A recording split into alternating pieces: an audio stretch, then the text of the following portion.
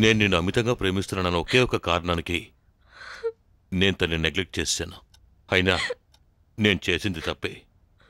నా మనసు ఒప్పుకోవడం లేదు. ఈ విషయాన్ని తను అంత సీరియస్గా తీసుకుంటుందని నాకు గనక అప్పుడే తెలుసుంటే దేవుడి మీద ఒట్టుగా నేను తనతో సంసారం చేసుండను. నేను ఈ విషయం ఆ రోజే నీ పెళ్ళంతో చెప్పాను. నేనంత త్వరగా చావను ఆదిత్య. నేనెంత మొత్తుకున్నాను, ఎంత గింజుకున్నాను, కానీ నీ మనసు అస్సలు కరగలేదు కదూ. నీలాంటి వాళ్ళు అసలు ఈ భూమి మీదే ఉండకూడదు. అవును,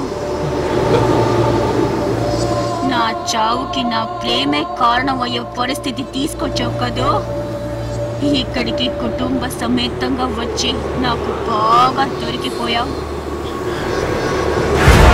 నేను చచ్చినట్టే నీ చావుకి నువ్వే కారణం అయ్యి నిన్నిష్టపడే వాళ్ళు బాధపడాలి. అది చూసి నా మనసు పొంగిపోవాలి.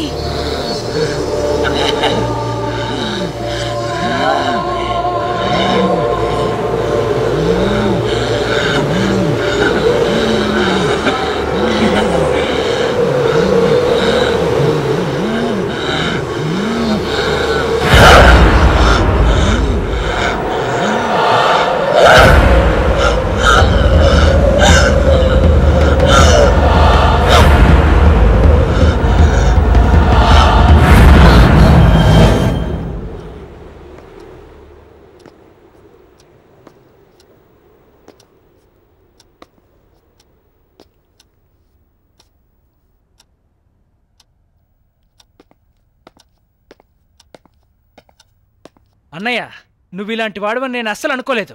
బంగారం లాంటి వదినికి నువ్వింత ద్రోహం చేస్తావా? మంచి భర్తనేవాడు కట్టుకున్న భార్యని ప్రేమించాలే గాని ఇలా మోసం చేయకూడదు. వదినా, ఇక మనం ఇక్కడ ఉండద్దు. రా, వెళ్ళిపోదాం. రా వదినా.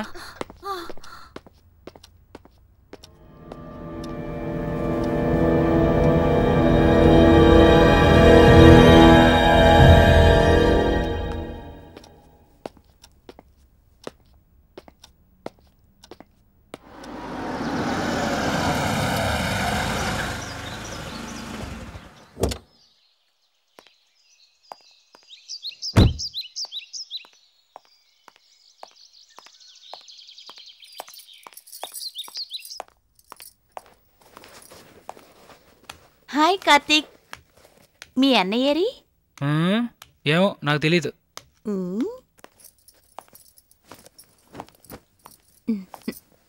హాయ్.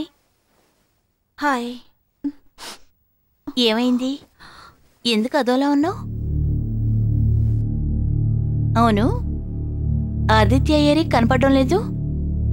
ఆయన స్వామీజీ దగ్గరకు వస్తే బాగుండేది. స్వామీజీ దగ్గరగా? అవును రాజీ, అమావాస్య రోజున పూజ చేయాలని స్వామీజీ చెప్పారు కదా. ఏంటి, ఈరోజు అమావాస్య? అవును రాజీ. అవును వదినా, మనం ఈ రోజు ఊరికి వెళ్ళడానికి ముందు ఒకసారి స్వామీజీని కలిసి వెళ్దాం.